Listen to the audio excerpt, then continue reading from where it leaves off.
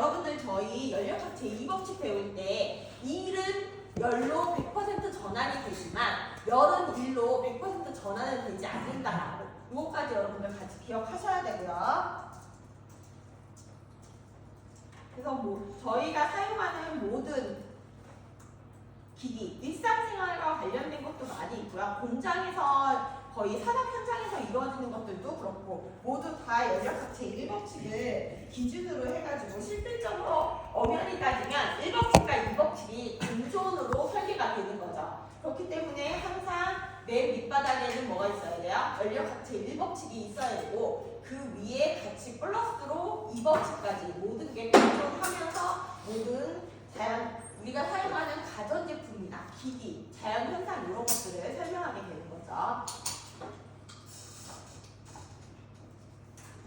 그래서 일이라는 것은 연력학에서 일이라고 하는 것은 개의 상태가 변화하는 동안 개의 경계를 통해서 흐르는 양으로서 주위에 있는 추를 들어올리는데 완전히 사용될 수 있다. 우리가 일이라는 것은 움직이는 데 쓸 수도 있어요. 뭘로 바뀌어서? 운동에너지를 바뀌어서. 그리고 여기서 주위에 추를 들어올린다는 건 뭐예요? 위치 에너지를 얘기하는 거죠. 그래서 운동에너지는 2분의 1 mv 제곱, 위치 에너지는 mgh. 요거는 변하지 않는 공식이라고 말씀드렸어요.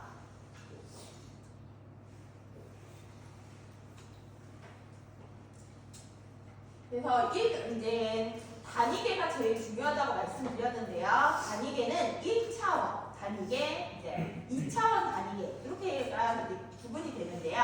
1차원 단위계는 길이, 질량, 온도, 시간, 압력 이런 것들을 1차원 단위계라고 하고요. 2차원 단위계는 속도, 에너지, 체적 이런 게 돼요. 속도는 뭐예요? V의 제곱이죠. 그러니까 이런 것들은 2차원 단위계가 된다. 그래서 일반적으로 M은 질량, V는 속도, T는 시간, K는 비례 상수 이런 식으로 해가지고 뉴턴의 제2법칙을 얘기하고 있고요. 저희 뉴턴의 제2법칙은 이제 중간고사 끝나고 열전달 배우면서 여러분들 많이 하실 그럴 부분이고요. 그래서 단위계는 세 가지가 존재한다고 했어요. 단위계는 SI 단위계, 그 다음 메트릭 단위계, 잉글리시 단위계 그런 것들이 있는데요. SI 단위계는 M, 킬로그램, S, 그 다음에 온도는 켈빈을 나타내게 되고요. 메트릭은 M, 킬로그램, S, CGS는 길이가 뭐가 돼요? 이때는 M이 아니고 센티미터, 그 다음 그램, 세크 이런 식으로 나타내는 메트릭 단위계가 있고요. 잉글리시 단위계는 유럽 단위계예요. 그래서 질량은 길이는 피트로 나타내고 질량은 파운드로 나타내요. 근데 이제 시간은 다 뭐가 돼요? 세크로 동일한데요. 피트와 파운드가 다른 거에 비해서 다른 거하고 비교가 되죠. 그래서 일반적으로 제일 많이 쓰는 단위계는 SI 단위계를 제일 많이 써요. 이건 인터내셔널 단위계라고 해가지고 모든 나라에서 공통적으로 쓰는 게 이제 미터, 킬로그램, 세크 이런 것들이 되고요. 일반적으로 이제 사용의 편의상으로 해서 메트릭 단위계를 쓰는데요. MKS, CGS는 앞에 단위계, 즉 길이의 단위계를 미터로 쓰느냐 아니면 센티미터로 쓰느냐 요거의 차이인데요. 길이가 미터가 됐으니까 질량은 킬로그램이 돼야 되는 거고요. 길이가 센티미터가 됐으니까 질량은 그램이 돼야 되는 거고요. 이렇게 맞춰서 사용을 해야 돼요. 여러분들 기억하시고요. 단위만 보고도 알 수 있어야 되는 거. 길이, 질량, 시간, 온도, 그 다음 몰, 전류, 광도 이런 것들이 있고요. 그래서 기본적인 단위계는 이런 것들이 있다라는 거.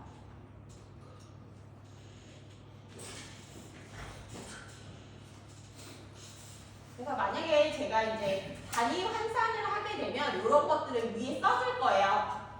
가로로 놓고 지난번 저희 문제로 봤던 거랑 똑같이. 그러니까 그렇게 전부 다 단위 환산 인자까지 여러분이 공부 안 하셔도 되고요. 계산법만 아시면 된다고 제가 수업 시간에 얘기했던 것처럼 그렇게 알고 계시면 되고요. 네, 이런 건 안 가르쳐 드릴 거예요. 킬로그램을 그램으로 바꾸는 건 요거는 1kg은 1000g이다.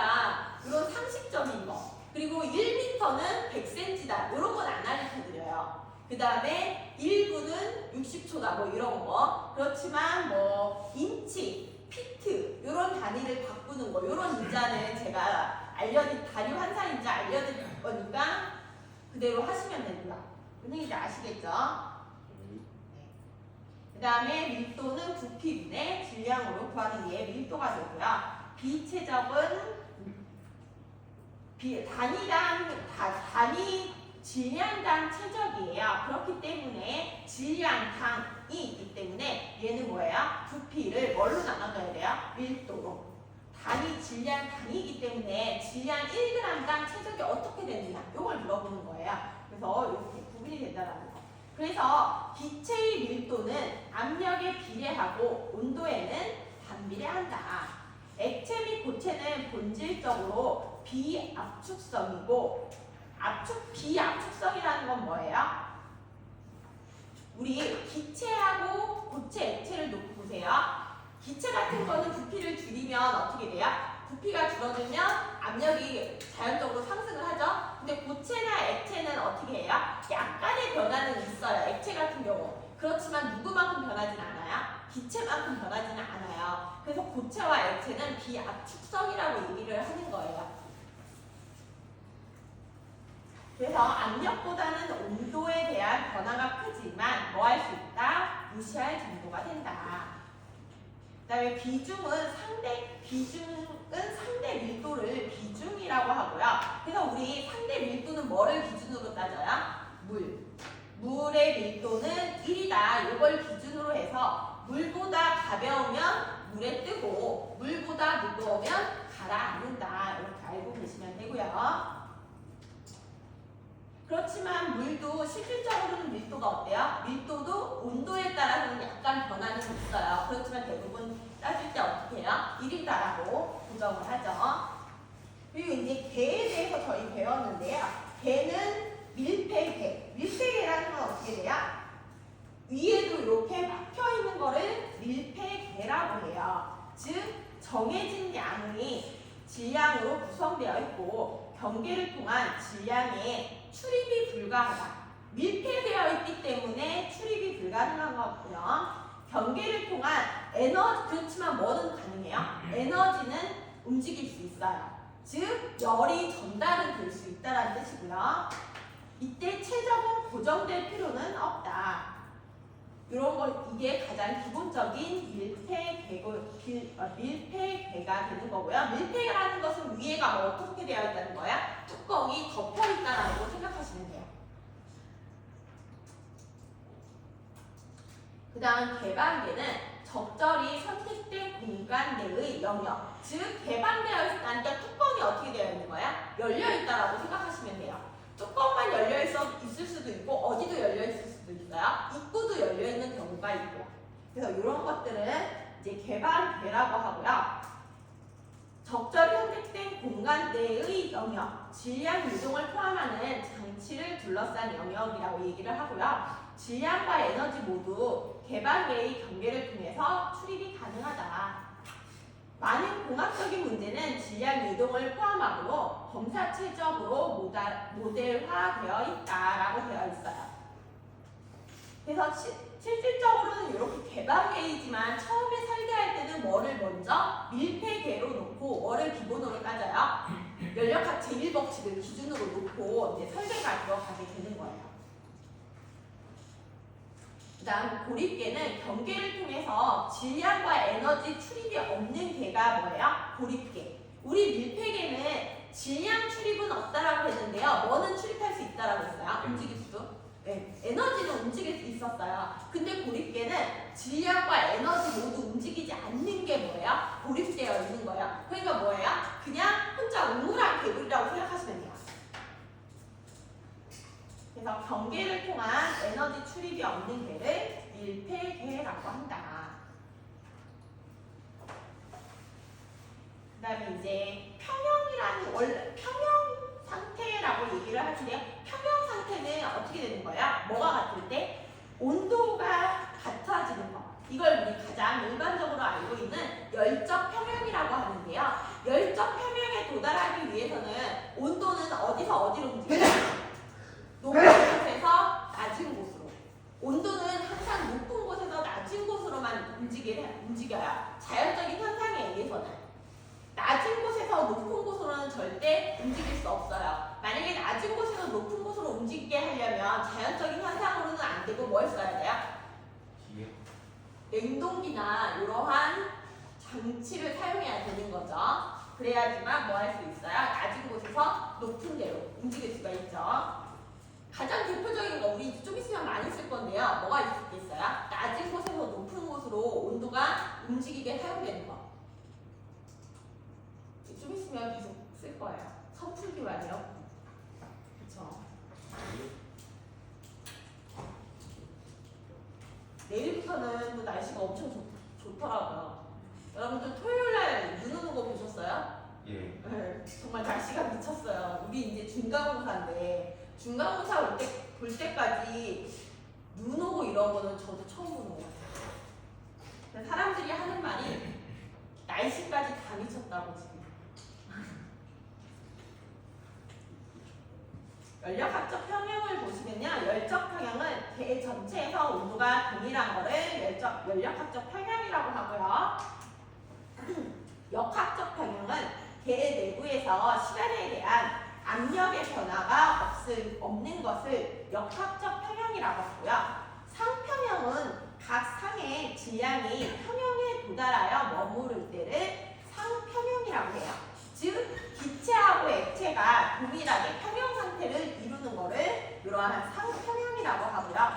화학적 평형은 개의 화학적 조성이 변하지 않을 때를 화학적 평형이라고 해서 실질적으로 평형에는 이러한 네 가지가 있어요.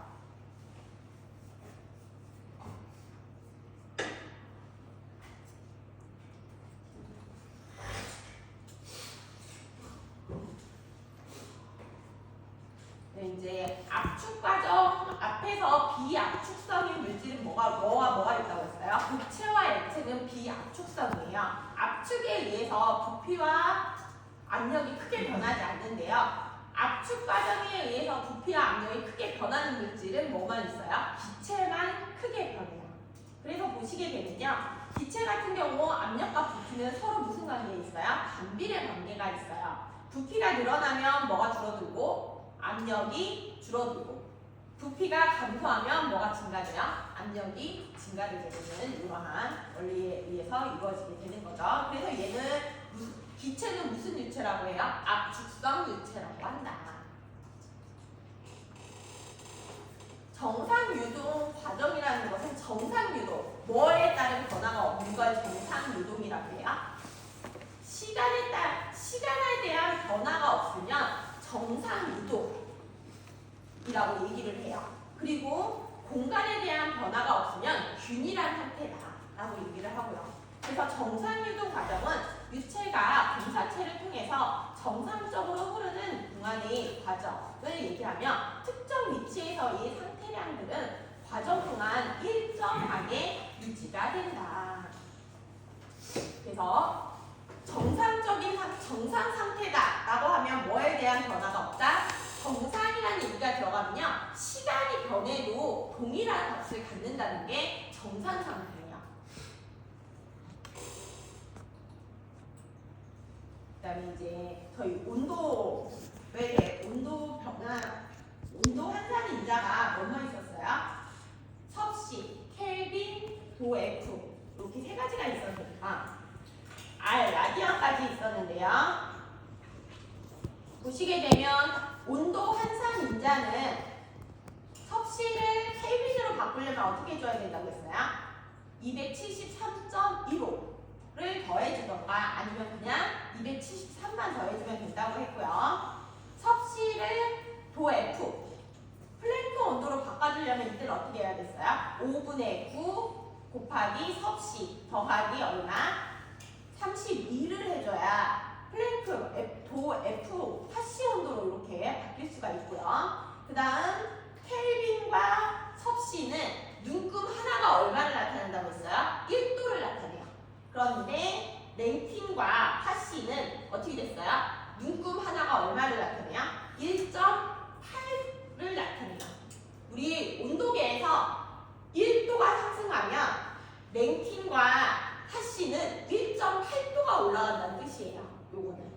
우리 일반적으로 우리가 보는 온도계는 밑에가 빨간색으로 되어 있는 무슨 온도계예요? 알코올 온도계예요. 알코올 온도계나 여러분들 학교 다니실 때 수은 온도계 보셨을 텐데요. 얘네는 1도 상승하면 우리가 읽을 때 얼마큼씩 1도씩 증가시켜서 올려요. 그런데 하씨와 랭킹은 온도계에서 1도가 올라가면 1.8씩 더해진다는 뜻이에요. 그래서 여기 이렇게 요 구간이 켈빈과 하씨, 섭씨는 이렇게 1로 되어 있고요. 랭킹과 하씨는 이렇게 1.8이라고 되어 있는 거예요. 인품 하나의 값. 그래서 보시게 되면요. 도씨로 표현을 하고 지금 뭘로 되어 있어요? 하씨로 되어 있는데 도씨로 표현하고 얘를 바꿔서 얘로 바꾸라는 뜻이죠. 즉 뭐예요? 하씨에서 뭘로 바뀌는 거? 섭씨로 바뀌는 요거 이용해서 푸셔야 되는 문제였고요. 그리고 이 온도 범위의 크기가 10도 F일 때 얘네를 단위로 변환시켜라 라고 했던 문제였어요. 그래서 이렇게 구하는 거였죠. 5분의 9 섭씨 플러스 32였어요. 그러니까 얘는 어떻게 주면 돼요? 5분의 9는 1.8이고요. 그래서 얘가 1.8이기 때문에 1도가 여기는 한 눈금이 1.8인 거예요. 얘는. 그래서 이렇게 계산하게 되면 편안함을 느끼는 온도는 23.9도씨에서 18.3도씨에서 사람들이 가장 편안함을 느끼는 온도가 되는 거고요. 그 다음 10도 F 이 온도 변화를 켈빈, 섭씨 얘네 두 개는 같고요. 얘는 어때요? 얘랑 같죠. 그래서 섭씨는 라디안열 랭킹 온도랑 같으니까 이 10도 F는 10 랭킹 온도랑 같은 거고요. 얘네는 어떻게 줘야 돼요? 섭씨와 켈빈으로 바꾸려면 얘네는 뭐 해줬어야 돼요? 1.8로 나눠줘야 돼요. 1도 눈금 하나를 얘기하는 거기 때문에. 그래서 보시게 되면요. SI 단위계는 도씨와 켈빈으로 호환이 가능하며 영국 단위계는 도 F와 랭킹 온도로 호환이 가능하다. 서로 바꿔 쓸 수 있다. 뭐가 같기 때문에? 눈금 하나가 나타내는 값이 같기 때문에 호환해서 쓸 수 있다는 뜻이에요. 그 다음에 압력의 단위는 압력은 우리나라에서 뭐를 제일 많이 써요? ATM을 제일 많이 쓰는데요. 실질적으로는 바도 많이 쓰고요. 바나 파스칼 이런 것들이 제일 많이 사용이 돼요. 그래서 온도의 단위는 이런 것들이 있으며 압력계는 이런 것들이 있다. 그래서 압력은 단위 면적당 유체에 의해 가해진 힘을 압력이라고 얘기를 하고요. 단위 면적이니까 뭐예요? 미터 제곱분에 미터 제곱 퍼 뉴턴이 되는 거예요. 그래서 단위는 이렇게 뭐를 기준으로 해서 면적을 기준으로 했기 때문에 밑에 미터 제곱이 들어가 있는 거고요. 뉴턴 퍼 미터 제곱은 뭐랑 같다? 파스칼이랑 같다. 압력계는 앞에 보셨던 것처럼 이렇게 동그란 이런 압력계를 뭐라고 불러요? 브로드의 압력계라고 불러요. 브로든 압력계. 근데 요즘에는 거의 압력계도 거의 디지털로 많이 쓰고 있죠. 얘는 싸요. 브로든 압력계는. 그래서 대기압이 14.5 psi 지역에서 용기에 연결된 진공계가 5.8 psi를 표시하고 있다. 이 용기 내의 절대 압력을 물어보고 있어요. 절대 압력은 뭐예요? 절대 압력은 ABS 압력을 절대 압력이라고 얘기하고요. 실제 압력을 얘기하는데요.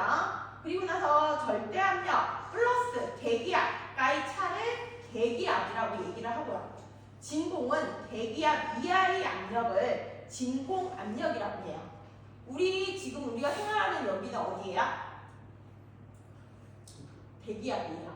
그래서 대기압은 항상 얼마인 거예요? 1atm이 대기압이에요. 그래서 P 밑에 atm이라고 쓰여 있으면 얘는 대기압이에요.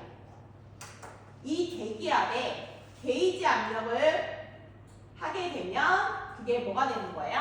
절대압으로 바뀌게 되는 거고요. 그래서 요 문제는 어떻게 푸는 거였어요? 요걸 기본으로 해서 용기 내의 절대압을 물어보고 있어요. 절대압은 대기압에서 뭐를 빼는 거예요? 진공 압력을 빼는 거예요. 대기압이 얼마였어요? 14.5 빼기 진공 압력 5.8 그랬더니 얼마가 됐어요? 절대압은 8.7 psi. 혹시 제가 단위를 바꿔서 내게 되면 밑에 써드릴 거니까 고려 안 하셔도 돼요. 여기 있는 거를 변수를 주게 되면 밑에 써드려요. 그래서 저희 1단원은 2단원이었죠? 단위계. 그 다음 2단원에서 여러분이 기억하셔야 되는 건 압력이 대기압인지 절대압인지 진공압인지 요거 계산하는 방법, 그리고 온도 환산인지 계산하는 방법. 계산하는 부분은 그 두 가지만 알고 계시면 되고요. 압력의 단위, 그 다음에 연력학 제1법칙, 연력학 제2법칙, 그 다음에 밀폐계, 고립계, 오픈 개방계, 에너지 이동이 어떻게 되는지 우리 2단원에서는 그 정도 여러분들 기억하시면 되고요.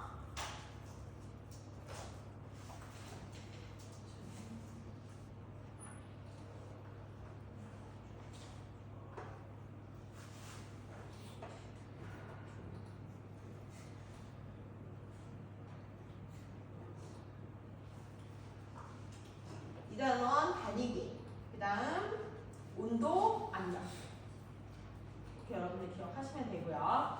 그 다음 이제 챕터 3에서는 이제 에너지 개념을 소개하고 에너지 다양한 형태, 내부 에너지, 열 에너지, 열 전달, 일 등과 관련된 용어 이런 것도 배웠고요. 연력학 제1법칙의 에너지 전달, 에너지 평형 이런 것들을 배웠어요. 그리고 검사체는 밀폐계, 고립계, 개방계 이런 것들을 검사체라고 얘기를 하고요.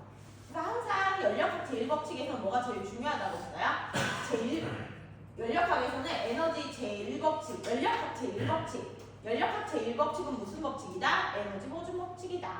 에너지는 생성되거나 소멸되지 않고 뭐만 바뀐다? 형태만 바뀐다. 이거 여러분들 기억하셔야 되고요.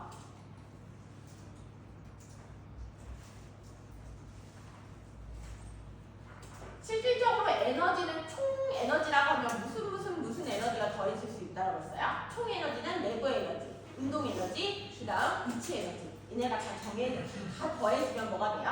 총 에너지가 된다. 이렇게 얘기했었고요. 이거 외에도 전기 에너지도 있을 수도 있고요. 자기 에너지, 화학 에너지 이런 것들이 더 있을 수가 있고요. 그래서 보시게 되면 에너지가 여기서 뭐 거시적 에너지, 미시적 에너지를 거시적과 미시적으로 구분을 했는데요. 거시적과 미시적으로 구분까지 해서 알고 계시진 않으셔도 되고요.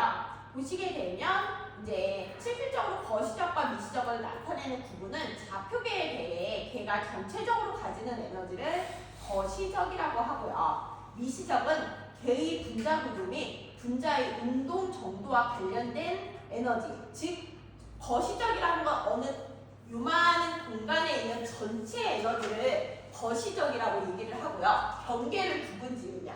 근데 미시적이라는 건 어느 부분만을 얘기하는 거예요. 그러니까 여러분들 혹시 거시적과 미시적이라는 얘기가 어디서 나오면 그렇게 알고 계시면 되는 거고요.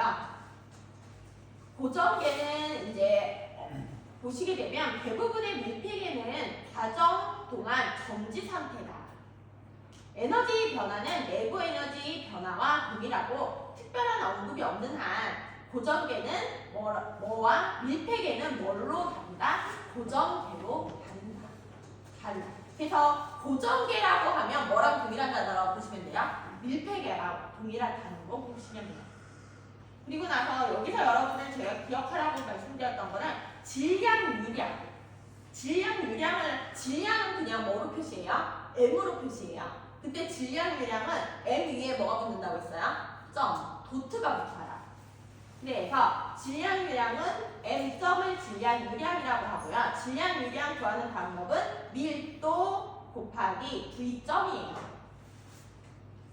그래서 밀도는 동일하고요. V는 뭐예요? 부피인데 뭐에 의해서 어디에서 질량 유량은 어디서 구한다고 했어요? 제일 많이? 배관을 흐를 때. 얼마만큼 흐르냐 이거예요. 그러면 배관은 뭐가 있어요? 단면적이 있고 단면적을 이동하는 속도가 있어요. 그렇기 때문에 배관의 질량유량을 구할 때는 밀도 곱하기 A A는 뭐예요? 면적. 원의 면적이니까 원의 면적 구하는 공식 그대로 이용하시면 되고요. V는 뭐예요? 속도. 그 다음 에너지유량은 질량유량에 얼마만큼의 에너지로 흐르는지 그거를 에너지유량이라고 얘기를 해요. 그래서 질량유량이라는 단어는 여러분들 계속 나올 거예요. 여러분들 현장에 나가서 취업을 하셔도 질량유량이라는 거는 계속 나올 건데요. 질량유량은 1초에 얼마만큼 흘러나오느냐 이걸 얘기하는 거예요.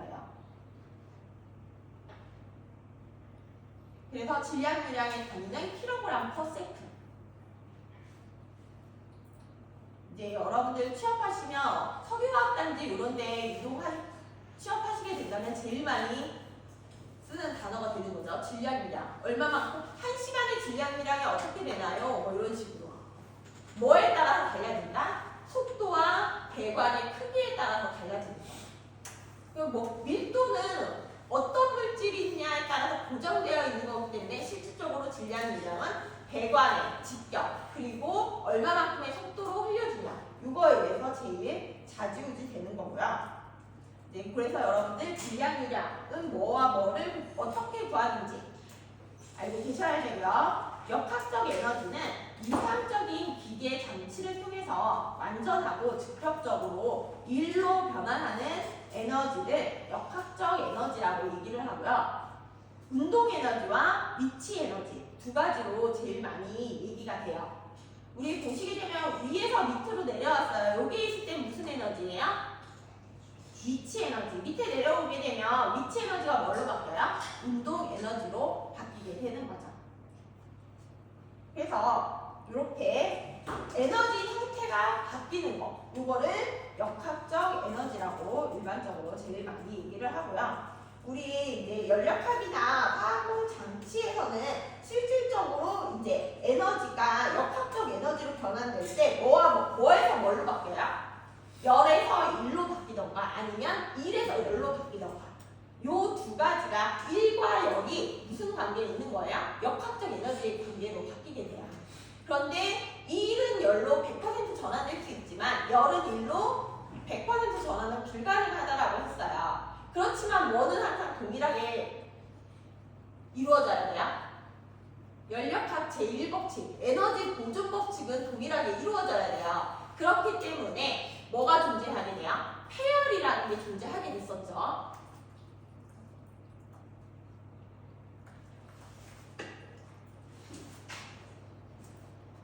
그래서 보시면요. 에너지는 열과 1이라는 두 가지 형태로 밀폐계의 경계를 통과하게 된다. 우리 밀폐계에서는 뭐는 질량 변화는 없다고 했어요. 질량은 움직일 수 없지만 뭐를 움직일 수 있다고 했어요? 에너지는 이동이 가능하다고 했는데요. 에너지 이동은 뭐와 뭐의 형태로 가능하다는 거예요? 열과 일의 형태로 가능하다. 그런데 열은 온도차에 의한 두 개의 계 사이에서 전달이 된다. 열은 어디서 어디로만 움직여요? 고온에서 저온으로만 이루어지죠. 그래서 같은 온도에 있는 두 개 사이에서는 열 전달은 이루어질 수 없다. 열 전달이 이루어지기 위해서는 항상 뭐가 존재해야 돼요? 온도차가 존재해야 되고 온도가 동일하면 열 전달은 이루어지지 않는다라는 거. 그 다음 제가 단열이라는 거 여러분들 단열과 드몬 개념 구분해서 알고 계셔야 된다고 말씀드렸었는데요. 단열은 열 전달이 없는 과정이 단열이에요. 그러면서 제가 그때 뭐를 예로 들었었어요? 이 텀블러를 예로 들었었죠. 단열 과정을 기본으로 해서 만든 게 텀블러예요. 그런데 드몬은 뭐예요? 외부에서 온도를 일정하게 계속 주는 게 드몬이에요.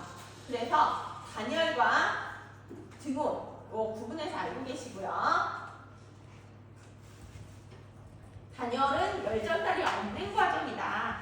개가 잘 단열되어 개의 경계를 통하는 열의 양이 미미한 경우를 단열이라고 얘기하고, 개와 주위의 온도가 같아서 열 전달의 구동력이 온도차가 없는 경우가 단열 과정이 되며 등온 과정과는 다르다. 단열 과정이라도 일에 의해서 개의 에너지량 및 온도 변화는 가능하다. 우리 단열이에요, 텀블러. 그런데 온도 변화가 완전히 없지는 않죠. 그 따뜻한 거 아니면 핫 아이스가 유지는 되지만 언젠가는 뭐 해줘요? 따뜻했던 게 식고 차가워졌던 게 다시 따뜻해지고 이동이 있긴 해요. 그쵸? 단열이라고 해서 완전히 변화가 없는 건 아니다. 완전히 변화가 없는 거를 만들어내면 대박이겠죠. 절대 따뜻한 아메리카노가 절대 안 식고 아이스 아메리카노가 절대 온도가 높아지지 않는 시스템을 만들면 대박이 될 수 있지만 아직까지는 불가능해요. 그쵸? 왜? 일에 의해서 일은 열로 100% 변환이 가능하지만 열은 일로 100% 변환이 불가능해서 항상 뭐가 존재했어요? 헌열이 존재하기 때문에 그래요. 근데 여러분들이 혹시 나중에 일을 하다가 내가 요거를 했더니 절대 단열 시스템에서 온도 변화가 없어 라고 하면 여러분들 노벨상까지 받으실 수 있으실 거예요.